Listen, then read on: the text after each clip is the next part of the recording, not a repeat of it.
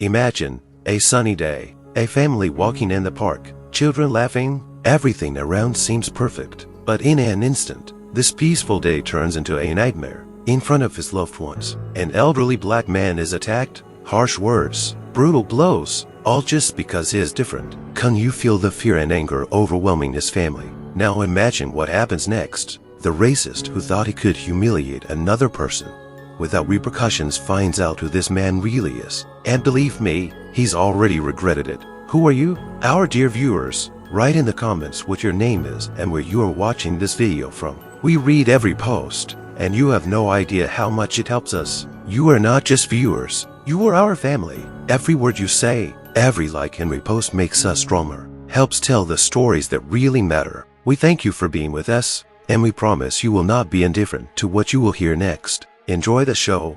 It was one of those days that seemed perfect. The sky was clear, the sun was gently warming the earth, and a light breeze rustled through the trees. The park was crowded with children running around the lawns playing catch-up, elderly couples sitting on benches enjoying the warm air, and young people riding bicycles along the winding paths. On one of these paths, a family was walking slowly. The head of the family was James Carter, a 68-year-old man with gray hair and kind eyes, a slight smile shone on his face, reflecting calmness and inner strength. His wife, Margaret, a little younger than him, walked beside him, holding him firmly under her arm. She was admiring nature and occasionally adjusting the wide-brimmed hat that shielded her from the sun. Just ahead of them were their grandchildren, 10-year-old Michael and 8-year-old Sophia. The children were laughing and competing to see who could run to the big oak tree in the center of the park. Their joyful laughter echoed through the neighborhood, attracting the attention of passers-by. Walking beside the children was their mother, Angela, the daughter of James and Margaret. She looked fondly at her children and occasionally adjusted her backpack, which held sandwiches, water bottles, and picnic blankets. It was their family ritual to spend time together every Sunday. James loved such days. His grandchildren filled him with energy, and walking with his wife reminded him of their youth, when they had walked hand in hand in this very park. Everything around them spoke of peace, the warm earth, the smell of freshly cut grass, the slight rustle of leaves. James stopped for a moment at an old bench, leaned on his cane, and looked around. He saw the joyful faces of his family, listening to their every gesture. He felt warm, everything seemed perfect.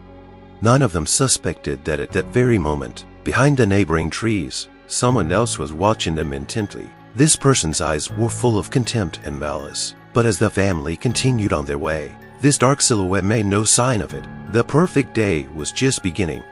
James and his family walked on, enjoying the weather and each other's company. But behind this idyllic tranquility, like a shadow on a clear day, something ominous began to loom. In the distance, on a narrow path, a stranger moved toward them. He was of medium height, dressed in dark jeans and a dirty white t-shirt. His face, covered with stubble, seemed frowning in an expression of sullen anger. James noticed him first. The man walked with a heavy gait, as if his every step was dictated by irritation. His eyes, cold and filled with contempt, swept over the children, then Margaret, and then James. There was hatred in the man's gaze, no reason, no basis, just because he was facing a family that didn't look like him. James tried to ignore it at first, but the stranger's gaze grew more and more piercing. Like a predator, he was slowly approaching, and each step he took only made him more anxious. Angela, who had also noticed the man, quickly called the children closer to her. Michael and Sophia, not yet aware of the danger, obediently approached, but their happy laughter had already been replaced by a wary silence.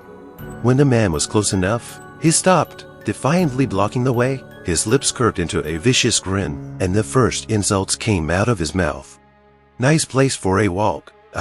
He said, with a faint friendliness that sounded more like a threat. Then his tone hardened. "Not for the likes of you." James looked at him restrainedly, trying not to provoke him. He knew that aggressors were often just waiting for a response to start a conflict, but this man wasn't looking for an excuse, he'd already found one. "Don't you understand? This is no place for you," the stranger continued, louder this time. His voice sounded like a gunshot, drawing the attention of those around him. The people in the distance round see, but no one approached. Margaret instinctively squeezed James's hand, her eyes full of alarm. Angela clutched the children tighter to her. trying to shield them from the dark, angry gaze. "I'm sorry, but we're just taking a walk," James replied calmly, trying not to show his excitement. He was doing his best to keep his dignity and not scare his family. "Just taking a walk." The man grinned, his face contorted with hatred. "There are too many of you everywhere. You think you can just show up in our neighborhoods, walking around like it's normal." His words were like poison spreading in the air. The atmosphere around him became more and more tense. The stranger took a step closer, and this step seemed so threatening that even those around him began to turn away so as not to witness it. James felt his heart beat faster. Suddenly, the sunny day seemed gray and cold. This man was ready for something terrible. It was in his every move, in his every look. Fear for his family gripped James, but he knew they couldn't back down.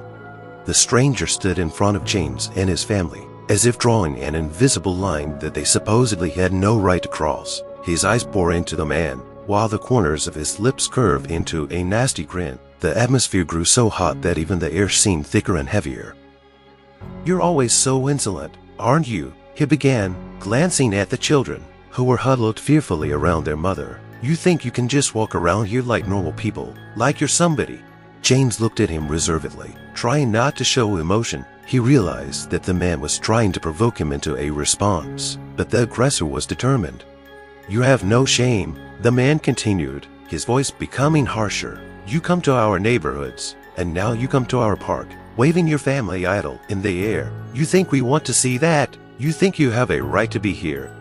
Margaret clutched her husband's hand tighter, her face turning white. She whispered something under her breath, as if crying for it to stop. Angela clutched Michael and Sophia tighter, trying to shield them from the poison.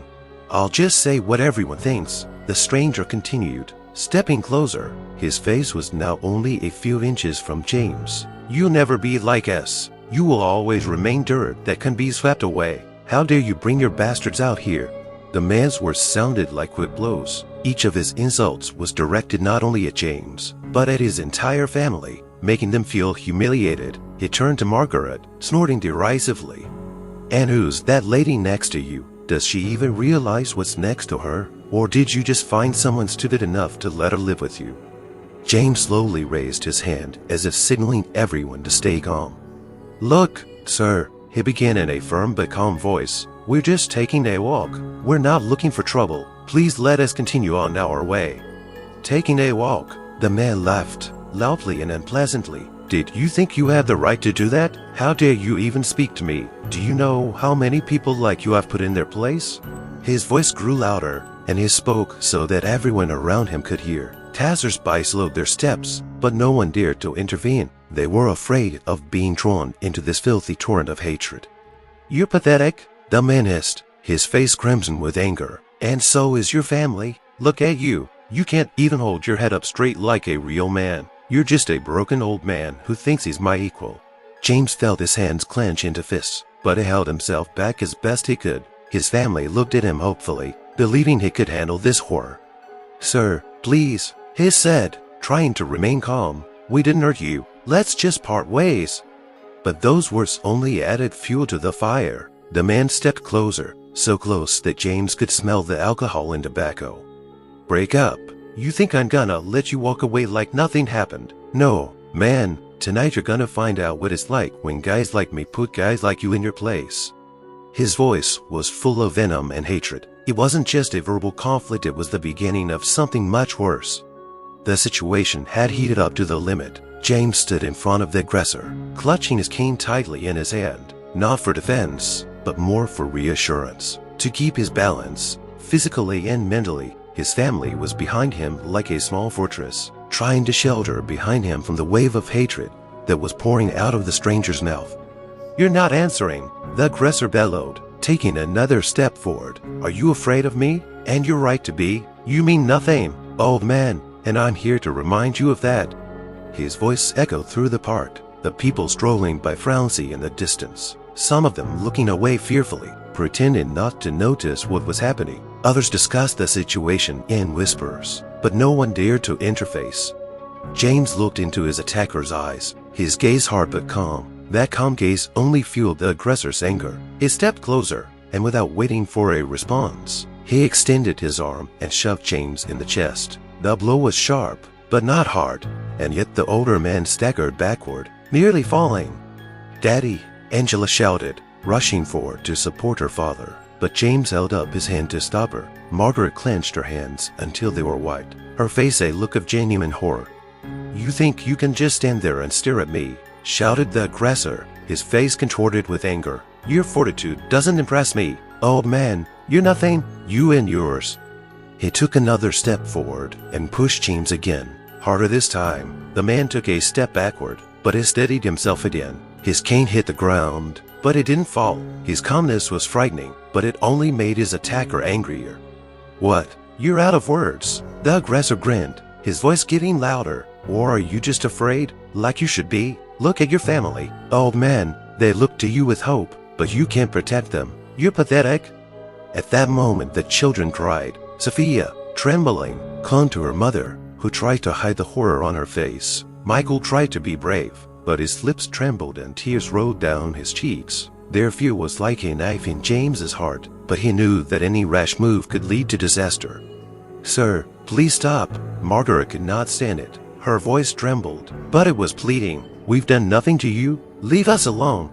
"Nobody asked you, woman," the aggressor shouted, throwing a cold glare in her direction. "Shut up and stay where you are, or do you want me to deal with you, too?" Those words were the last straw. James looked up, his eyes no longer calm. There was a hard determination in them, but before he could say or do anything, the aggressor stepped forward again and shoved him so hard that James fell to the ground. His cane fell next to him with a thud, and the man's back hit the ground. "That's better," the attacker shouted, looking at James, who was lying there. "Now you're where you belong. That's where you belong, under a real man's feet." "Daddy!" Angela screamed, rushing to her father. She helped him sit up, her hands shaking and her eyes full of tears. "Please stop. You've done enough." But the man wasn't listening. His anger was at its peak. He continued to shout racist insults, surrounding the family with this suffocating cloud of hatred. His words were filled with venom, his gestures with threat. With each new outburst, he lost more and more control, as if immersed in his own anger. At that moment, James slowly raised his head, his gaze becoming different. It wasn't the look of a victim, but of a man who wasn't going to take it anymore. A turning point was coming. The shoving and insults had already turned a warm family day into a real nightmare. James, rising to his knees after the fall, tried to get up, but before he could fully straighten up, the aggressor approached him with incredible anger. There was no more reason in his eyes, only hatred. "Get up, old man," he growled like a beast, shoving James's cane aside with his foot so he couldn't lean on it. "I want you to feel what it's like to meet a real man." "Please stop," Margaret cried out, rushing to her husband. Her face was desperate and her voice trembled with terror. "Leave him alone. What has it done to you?" But the attacker didn't even look at her. He clenched his fist and punched James sharply, violently, in the face. The blow was so hard that there was a thud, and James staggered and fell on his side, hitting the ground. His hat flew off, and a low groan of pain escaped his lips. Grandpa, Michael, and Sophia screamed, their voices merging into one loud cry of terror. Michael tried to lunge forward, but Angela grabbed him by the shoulders, holding him in place. Her face was pale, her lips trembling, but she knew she couldn't let the children get any closer. "Daddy!" Angela cried out in desperation, tears rolling down her cheeks. "Please, somebody help me." Margaret knelt down beside her husband, trying to cover him with her body. She cradled his head, stroking his face, saying, "James, hold on, please, hold on for us." The attacker, seeing her attempts to protect her husband, only became more angry. He walked toward them, grabbed Margaret's shoulder sharply, and pushed her to the side. The woman cried out and fell beside James. "You stay out of this, Grandma," he shouted. "This old man needs to understand his place." James, lying on the ground, raised a hand to protect his face, but the aggressor continued. Another blow hit him in the side, and the man coughed, trying to get air. He felt a sharp pain, but stronger than that was the pain of his family having to see this. "You wanted to go out. Walk," shouted the attacker, waving his arms. "But like you should know that you belong underfoot." The screams of the children grew louder and louder. Michael, sobbing, begged his attacker to stop. "Please don't hit Grandpa. Leave him alone." Sophia trembled with terror, hiding her face in her mother's. Angela tried to call for help, looking back at the crowd of people who were growing more and more distant, as if hoping it wouldn't affect them. "Somebody do something," she shouted, but her voice was drowned out by the general hum of the park. The attacker swung again, but at that moment James made an incredible effort, despite the pain. He grabbed his wrist. His eyes, filled with pain, now looked directly at his aggressor with unexpected strength. It wasn't just a look of resistance, it was the look of a man who had long ago stopped being afraid. "You think you're stronger," James whispered softly, his voice hoarse but confident. "You have no idea what strength is."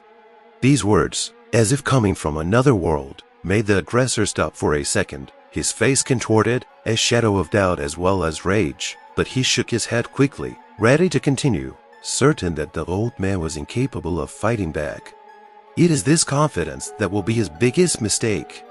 James, breathing hard, tried to rise from the ground, leaning on his trembling hands. But before he could get up, the aggressor grabbed him by the collar of his shirt and jerked him to his feet. The gesture was so rough that James almost lost his balance, his cane left lying on the ground.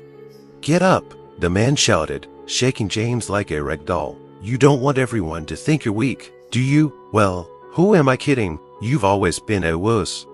A crowd began to gather around, people, attracted by the noise, frowned at a safe distance, watching what was happening. Some pulled out their phones to take pictures of what was happening, but no one moved to help.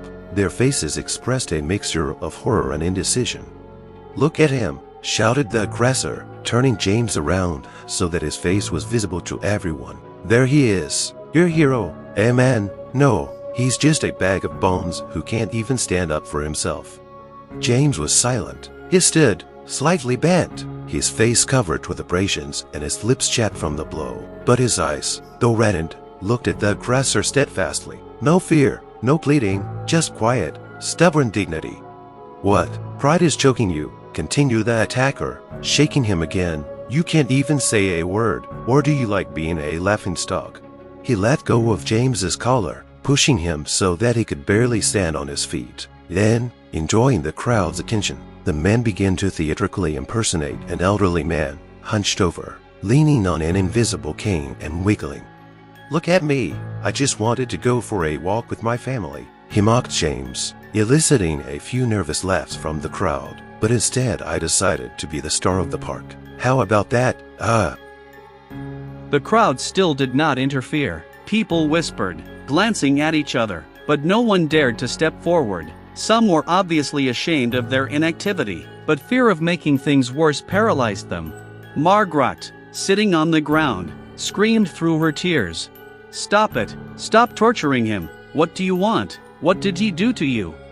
What did he do to me?" The aggressor turned to her with a mocking look. "He's here, and that's enough already. There should be no more like him." He turned to James again, stepped towards him and began poking his finger into his chest, pushing him back a little each time. "Tell me, man, aren't you ashamed of yourself? You're standing here in front of your family, in front of all these people, and what? You can't even defend yourself. How do you even call yourself a man?" "Daddy, stop it!" Angela cried out in desperation, her voice shaking with tears. Michael and Sophia sobbed at her feet, unable to understand why none of the adults would save their grandfather. "Oh, and look at these," the man continued, nodding toward the children. "They must be proud of their hero, a grandfather who can only lie down and take a beating. You're their example? That's a shame." He shoved James again, harder this time, and he stumbled but regained his balance. The aggressor raised his hands, addressing the crowd. "This is the face of weakness, the face of those who think they can be our equal. Look and remember, because that's all they can do, stand and endure." James straightened, his body whimpering in pain, but he lifted his head. Despite the humiliation, despite the physical pain, he found the strength to speak. "You think you're winning," he said quietly, but his voice echoed through the park, drawing attention. "But really, you're just showing how pathetic you are." Those words pierced the aggressor like a knife. Anger appeared on his face, but it was masked by uncertainty. He had not expected such a response. The crowd quieted, too, and the tension in the air became almost palpable. James' words were the first step to turning this scene around. The screams of James's family shattered the silence of the park, turning a sunny day into a scene of real tragedy. Margaret, kneeling beside the spot where her husband had recently fallen, cried, begging for the madness to stop. Her voice was hoarse, almost broken with despair. "Please, stop. Stop it. We haven't done anything to you. What do you want? Take whatever you want, but leave him alone." Her words sounded like a prayer, but the aggressor snorted contemptuously, as if enjoying her suffering. He turned toward her, raising his hand as if he were going to silence her with a single gesture. "Shut up," he shouted, looking down at Margaret. "Do you expect me to listen to you? You're nothing like him." Angela, trying to protect her mother, stepped forward. Her hands were shaking, but her voice was full of anger. "How can you do this?" she screamed, tears streaming down her cheeks. "Are you a man or a beast? Stop. This is your last chance." Her boldness only enraged the aggressor. He turned to her with a predatory expression, his eyes flashing with anger. "Last chance?" he asked, smirking. "You don't seem to understand who decides who gets what around here. Your daddy's last chance is to show me how he can beg for forgiveness." Angela, seeing that her words had no effect, tried to approach her father, but the aggressor stepped forward, blocking her path. "Where do you think you're going?" He raised his hand threateningly, making her freeze. "You think your dad's gonna help you? He can't even defend himself." Michael and Sophia, hiding behind their mother, were crying loudly. Michael clenched his fists and cried through his tears. "Stop hitting Grandpa, he's a good man. Why are you doing this?" These words, spoken in a child's voice, caused a brief silence. Several people in the crowd averted their eyes, unable to bear the sight of a child begging for help, but the attacker only seemed to grow more enraged. "A good one?" he laughed, looking at the boy. "Is that what you call good? Remember, boy, only those who know their place are good. This old man doesn't." Sophia clutched at her mother's skirt, her small body trembling with fear. She sobbed, repeating, "Please don't hurt Grandpa, please." Margaret tried to intervene again, but the aggressor pushed her away again. She fell to her knees, her face contorted with pain and grief. "Enough," she shouted, but her voice was drowned in the chaos. James, still facing the aggressor, gathered the last of his strength and said, "You can mock me all you want, but leave them alone. They have nothing to do with this." Those words, full of dignity, did not calm the aggressor. His face reddened with rage, as if the mere fact that James was still able to speak made him angry. The family, seeing this, shouted again, "No, stop, leave him alone, please." But the screams, the tears, only added fuel to the fire. The crowd was silent, frozen, and James's family, as if cornered, didn't know how to stop the nightmare. The crowd around them continued to grow. People were drawn to this scene like moths to a flame, but none of them made even the slightest attempt to interfere. They stood at a distance, safe, watching as if it were a performance. But it wasn't a performance. It was a horrible act of cruelty that was unfolding right before their eyes. Some spoke quietly to each other, occasionally glancing at James and his family. Others hid their faces behind their phone screens, filming what was happening, as if they were documenting the violence instead of stopping it. "This is terrible," muttered one woman standing off to the side. "Someone has to do something." "Maybe you will?" the man next to her replied sarcastically. "This guy looks dangerous. I don't think he'll stop if I try to intervene." People in the crowd looked away when James's gaze, full of pain and dignity, met their eyes. It was like an invisible reproach that made them feel guilty. They didn't want to look into those eyes, the eyes of a man who suffered while they were silent. "Did someone call the police?" someone in the group of teenagers asked. "Why, it will be over by the time they get here," the other replied indifferently. "Besides, it's none of our business." But it was obvious that some of them knew they had to intervene. A young guy with a backpack stepped forward, but his girlfriend grabbed his arm. "Are you out of your mind?" she whispered. "Do you want him to switch to you? Just stand there. It's their problem, not ours." The screams of James's family pierced the air, but even they couldn't break the invisible barrier of fear that bound everyone. People were afraid of making things worse, afraid of getting caught in the hot hand of an aggressor. They were afraid of everything but one thing: watching someone else suffer. A small group of elderly people on a bench were discussing what was happening in a low voice. "It's just awful," said one of the women. "How can he treat a human being like that?" "Yes, but are you going to go stop him yourself?" replied the man next to her. "He has the look that he would hit anyone without a second thought." "I'm not gonna put myself in harm's way." One woman in the crowd was recording a video and exclaimed, "Somebody stop him. This can't be allowed." But her words sounded meaningless, for she herself remained standing still. Neither her voice nor her attempt to call for action changed anything. The people remained silent. James' family, seeing this indifferent crowd, felt even more isolated. Angela turned to the people around her in despair. "Please help. Can't you see what's happening? This is a crime. You're just standing there." But no one answered. Only a couple of people looked away, clutching their phones even tighter in their hands. The silence was so deafening that it seemed to scream indifference itself. "You are the real cowards," James whispered, looking at the crowd despite the pain in his eyes. His words weren't loud, but they were heard. However, no one made a move. Fear and indifference consumed them all.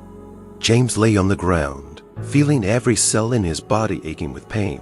The air was thick and heavy, and it felt like it was pressing down on him now. His face was sore from the blows, and he felt a dull, throbbing pain in his side. His attacker, standing over him, smirked as if enjoying his triumph. His heavy boots were only inches from James's head, and each step echoed in the ground like a warning. He wouldn't stop. The family screamed, begging him to leave him alone, but the attacker could hear nothing but his own anger. His face was blazing, his eyes shooting sparks of hatred. He was not just a man, but the embodiment of blind malice. "Well, old man, are you lying down comfortably?" he said mockingly, leaning closer. "Get used to it. It's your place down there, under the feet of men like me." But something about that moment had changed. Beneath the layer of humiliation and pain, a strength began to awaken inside James that he himself might not have felt in a long time. He slowly placed his palm on the ground, leaning on it, and began to lift himself up. The attacker fell silent, his grin fading a little when he saw this movement. "Don't you get it? I said stay down," he shouted, lifting his foot to shove James again. But he was already on one knee. His face was stained with dust and blood, but his gaze, the look had changed. It was not the eyes of a defeated man. There was no fear in them anymore, only something cold and unshakable, like steel. "Ew," the attacker started, but his voice trembled for a moment. He stepped back, instinctively, as if sensing that the situation was beginning to slip from his grasp. James rose up on both feet. His movements were slow and heavy, but each spoke of inner strength. He straightened his back, despite the pain, and looked his attacker straight in the eye. There was no rage in that gaze. It was frighteningly calm, like the calm before the storm. "Ew, what are you doing?" The attacker spoke again, but there was a note of uncertainty in his voice. His self-confidence, which he had displayed in front of the crowd, was beginning to fray at the seams. "I'm getting up," James said quietly, his voice muffled but clear. It sounded as if his words were carved in stone. "Because I don't belong on earth, and I certainly don't belong to you." The crowd frowned. Even the screams of the family hushed for a moment. Absorbed in this moment, the entire park seemed frowning, watching the man they were trying to break refuse to be broken. "You think you're strong," James continued, his voice growing harder with each word. "But strength isn't about punching and screaming. Strength is something you'll never understand, because you don't have it in you." The words sounded like a challenge. The aggressor, who had retreated a step, suddenly flared with anger. His face twisted with rage, and he lunged forward, swinging his fist. "Shut up," he shouted, but his voice shook. The attacker hit James, but the old man didn't even stagger. It was like hitting granite. The silence in the crowd became deafening. "Are you done?" James asked calmly. His face was impassive, his voice cold as ice. The attacker took a step back, his confidence finally beginning to crumble. The crowd, which had previously been a silent witness, began to whisper, a tension hung in the air that was only growing. James took a step forward, and now their roles began to change. It was no longer a moment when the attacker was in control. He was beginning to realize that what he had awakened in James was a power not easily stifled. The aggressor was breathing hard, his rage beginning to change to confusion. James continued to stand in front of him, calm and still as a rock. His whole appearance seemed to have suddenly taken on a majesty that was impossible to ignore. But the attacker was still clinging to his superiority, trying to regain control of the situation. "You think you've won?" he shouted, though there was uncertainty in his voice. "Who are you to look at me like that?" The crowd around him began to whisper. Some people began to recognize James. Some were awakened by his confident, almost authoritative gestures, and some remembered his face, the face they'd seen on the news, on television screens, or in newspapers. The whispers grew louder. "That's him," said someone from the back row. "That's James Carter. He's a veteran, and not just any veteran." The aggressor frowned when he heard the name. He turned his head toward the crowd, not understanding why people were looking at him with condemnation rather than indifference. "What?" he asked sharply, glancing around. "What are you talking about? Who is this?" One of the spectators, an elderly man who had been standing to the side, stepped forward. His voice was firm and loud. "This is James Carter, war hero, one of the most respected men in our country. This man has spent his life fighting for justice, for the rights of people like you, so that you can walk free on this earth." The aggressor's face frowned. A faint sneer still played on his lips, but his eyes showed his shock. He shifted his gaze back to James. The old man no longer seemed weak to him. This man was something far greater than he'd ever imagined. "No," the aggressor muttered, shaking his head. "This is some kind of mistake. It's impossible." But the whispers of the crowd were growing louder. People were now looking at James with respect, even fear. Some began to record what was happening with a new purpose, not as a spectacle of violence, but as a story of one man standing up to injustice. "He's been on peacekeeping missions," a woman in the crowd added loudly. "He saved people when others turned away. And you dare to treat him like that?" The word stabbed the attacker like a knife. He stepped back, his face contorted with confusion and fear. Everything he had believed to be true about his superiority crumbled. He had attacked the man who epitomized everything he himself would never achieve. This old man whom he had tried to humiliate turned out to be a figure of incredible power, a power that now made him himself look insignificant.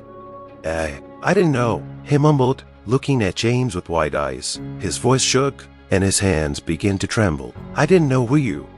James finally stepped closer, his eyes as cold as ice. "You didn't know?" he asked quietly, but his voice sounded like thunder over the crowd. "Did you think you could judge me by the color of my skin? That you could decide who I should be without knowing my history?"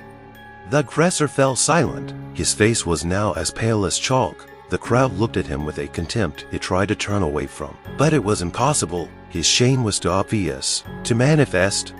"You wanted to humiliate me," James continued, his voice hard but without malice. "But you only humiliated yourself. You wanted to show strength, but all you showed was fear."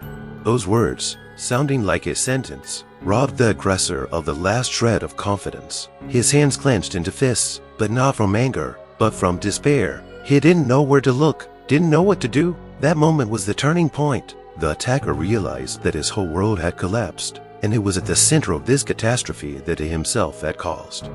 The attacker, who had been burning the air with his shouts and aggression, suddenly frowned. His eyes widened, his lips trembled faintly. He tried to maintain the remnants of his haughty appearance, but his body gave him away. His shoulders tensed. His breathing became heavy and intermittent. A moment ago he had felt like a predator, powerful and invulnerable, but now he was beginning to realize that he was a victim of his own ignorance. I didn't know," he whispered, almost losing his voice. His gaze darted restlessly between James, who stood motionless, and the growing crowd, who were now looking at him not as a victor, but as a pitiful sight. There's some mistake." Instead of answering, James stepped forward. He was still calm, but there was a strength in his movements that could no longer be ignored. This was not a man to be humiliated or broken, but a man whose life, actions, and dignity spoke louder than any words. "You thought you could break me?" James said in a steady voice that sounded like thunder in his attacker's head. "You thought you could prove your strength by trampling another. But tell me, where is your strength now?" These words, like the blows of a hammer, fell upon the aggressor. He retreated a step, and then another. His hands, which a moment ago had been ready to fight, now trembled. clenching and unclenching as if he did not know where to put them. His gaze ran through the crowd, hoping to find a single sympathetic face, but they all looked at him with judgment. "It's not like that," he started to say, but the words stuck in his throat. His voice was hoarse, and it sounded almost defenseless. "I didn't know who you were. I just thought." "You were thinking?" James interrupted him, his voice a little louder but still without anger. "No, you were thinking. You never thought. You just decided you had the right to judge others. You decided you were better, and it's only now that you're starting to realize you're nothing." The words broke through the attacker's armor, leaving him exposed in front of everyone. Fear began to appear in his eyes, not fear of physical pain, but fear that his world had collapsed and he was at the bottom. His self-confidence evaporated like morning mist. Now he looked pathetic, like a little boy caught in the act. The crowd began to murmur. People who had been silent before began to whisper about what was happening, some openly condemning the attacker. "How could he?" A woman from the back row spoke up. "To attack a man like that? He even had the nerve to bully him." Another voice added, "Now he would have to answer for it." The attacker began to shake his head, trying to brush those words away like a swarm of wasps. His face was pale, his lips trembling, as if he wanted to say something but couldn't find the right words. I just... His voice shook. He struggled to get the words out. "It was a misunderstanding. I didn't know who he was. I didn't mean to." But the crowd no longer believed him. No one was going to sympathize with someone who had been cruel himself. And James's gaze, fixed and calm, was his last reminder that words could not undo a mistake. "Misunderstanding," James repeated quietly, taking another step forward. "Your mistake wasn't that you didn't know who I was. Your mistake was thinking you had the right to do that to anyone."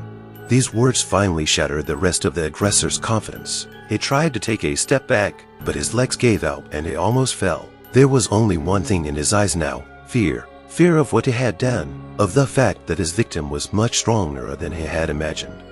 Everything frownsy. The air in the park seemed to grow thick and still. The people gathered around them held their breath, as if they were afraid to move lest they spook the tense moment. The crowd surrounded James and the aggressor, who now stood before him like a shadow of himself. His shoulders slouched, his gaze lowered, and his hands, trembling, were clasped tightly at his sides. Just a moment ago, he had been the embodiment of hate and power. Now he was the embodiment of fear and regret. James stood straight, despite the pain, despite the fatigue. His gaze was fixed on the man who was trying to break his spirit. The crowd looked at him expectantly, and everyone understood this moment would decide everything. What will he do? It was a question that hung in the air. Some expected a just revenge. Others, perhaps, hoped for a lesson in mercy. But no one knew what James' choice would be. The attacker, gathering the remnants of his voice, suddenly tried to speak. His words sounded weak and unconvincing. "Look, I really didn't mean to. It was a mistake. Just a mistake. I didn't know who you were." James raised his hand, and the gesture silenced the aggressor. The air itself seemed to thicken with tension. "A mistake," James repeated, his voice quiet but distinct. "Is that what you call a mistake?" "No, but a mistake is an accidental step in the wrong direction. But what you did was a choice. You chose hate. You chose humiliation. And now you want me to believe that you just made a mistake." The aggressor was silent. His face paled even more. If that was possible, James kept talking, and each word seemed to cut straight into his opponent's heart. "I could do the same thing now that you did to me," James said. His voice hardened and his gaze deepened. "I could humiliate you in front of all those people. I could make you feel the same pain you've caused me and my family." Someone in the crowd sighed loudly. People looked at James, trying to guess what decision he would make. Their eyes were full of anticipation, as if they were watching a trial where there was only one person on the jury. "But if I do," James continued, taking a step closer, "I'll be no better than you. You think strength is cruelty? No, real strength is the ability to do the right thing, even when you have every reason not to." The aggressor looked up, his face a mixture of fear and hope. He seemed about to say something, but the words stuck in his throat. "Did you expect me to respond to your anger with my anger?" James said quietly, his voice softer now, but no less imposing. "You wanted to see the hatred in my eyes to justify your own. But I won't give you that. I will not break, and I won't let your anger control me." The crowd frowned. It was like a moment out of time, when every word, every movement had incredible weight. Everyone waited to see what James would say or do next. He stood in front of the aggressor for a few more seconds that stretched like an eternity. Then he took a step back and spoke. My forgiveness is not a weakness, it's a choice. But remember, every action you take has consequences. This day will be with you always. James turned around and slowly made his way towards his family, leaving the aggressor standing still, immobilized by his own fear and the realization of what had happened. The crowd, as if on cue, spread apart, clearing a path. People looked at James with admiration and respect, realizing that only a true hero could rise above hatred and do the right thing, even when it was the hardest thing to do. James stepped toward his family, his back straightened, his head raised. Each step he took was slow and sure, despite the pain that still echoed in every movement. This moment, as he walked through the silent crowd, was not just his victory, it was a statement, loud and clear: dignity can't be broken if it's inside of you. The family greeted him with hugs. Margaret, trembling, put her arm around his shoulders, whispering softly, "You're stronger than they can imagine, James. You always have been." Angela, with eyes full of tears, stepped closer, her voice hoarse with emotion. "Dad, you showed us what it means to be human. We're so proud of you." Michael and Sophia, still frightened but already realizing that their grandfather had done something incredible, clung to him as if seeking protection in his strength and wisdom. James looked at them, then shifted his gaze to the crowd. His voice, tired but filled with an inner light, echoed through the park. There was no winner or loser here today. There was a choice of what kind of person I wanted to be. I chose to be me. The crowd, which had hitherto stood in silence, began to react slowly. Some nodded, others barely audibly whispered words of approval. People who a moment ago had been indifferent witnesses suddenly felt they were part of something bigger. The atmosphere changed. It was no longer a scene of violence. It had become a lesson. James continued, "Each of us makes choices every day. We can hate, we can fear, we can humiliate others to make ourselves feel stronger. Or we can be better than that. We can be stronger because real strength is love, dignity, and humanity, not hate." The words, spoken with such calm and confidence, echoed among the crowd. Even those who had initially remained silent out of fear or indifference now looked at James with respect. He was an example to them of how to win without giving in to base emotions. The aggressor, standing aside, looked as if his world had collapsed. He held his head, trying to realize that it wasn't the blow that had humiliated him, but the simple truth spoken by a man he thought was weak. His face was contorted with a mixture of shame and realization. James turned to his family and said softly, "We're going home. This day is too long." The crowd parted before them, giving way. People lowered their heads in respect. Some whispered their admiration. James said nothing more. His actions already said more than his words. As the family left, people began to disperse, but there was a quiet buzz of conversation in the air. Everyone was discussing what had happened, each in their own way reinterpreting the moment. It was a day they would never forget, a day when one man who had maintained his dignity became an example to all.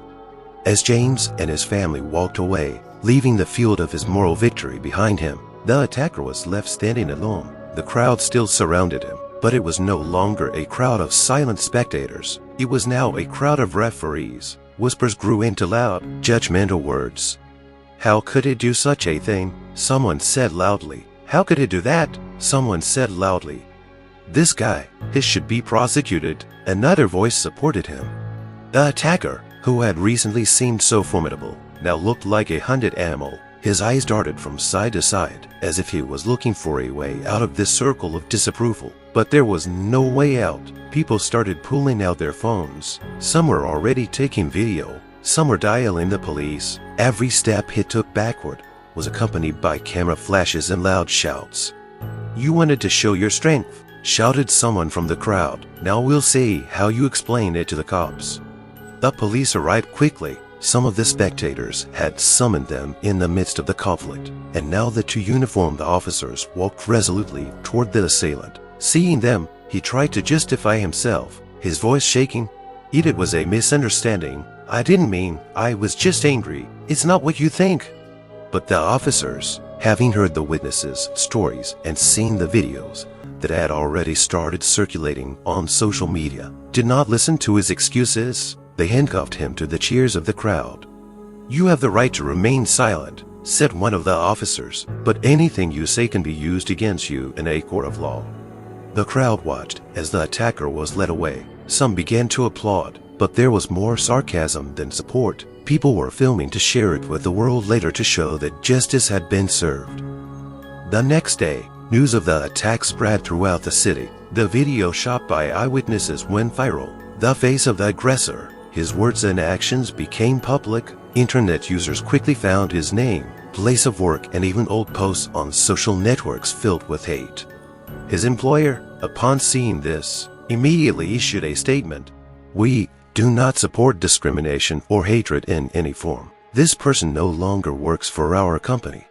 Friends and acquaintances who recognize him begin to distance themselves. No one wanted to be associated with a man whose cruelty and hatred had become a symbol of shame. His social networks were filled with comments full of condemnation. "How could you?" people wrote. "You think that makes you strong? No, you're weak." At the court hearing a few weeks later, James appeared with his family. His presence, his calmness and firmness made a strong impression on the judge. The aggressor's lawyer tried to justify his actions as a temporary outburst of anger, but eyewitness testimony and video footage left no doubt about his guilt. The judge rendered a verdict. "You committed an act of violence and discrimination in front of your victim, her family, and thousands of witnesses. This is not just a crime, it is an act of hate. You are sentenced to community service, a fine, and a mandatory anti-discrimination program."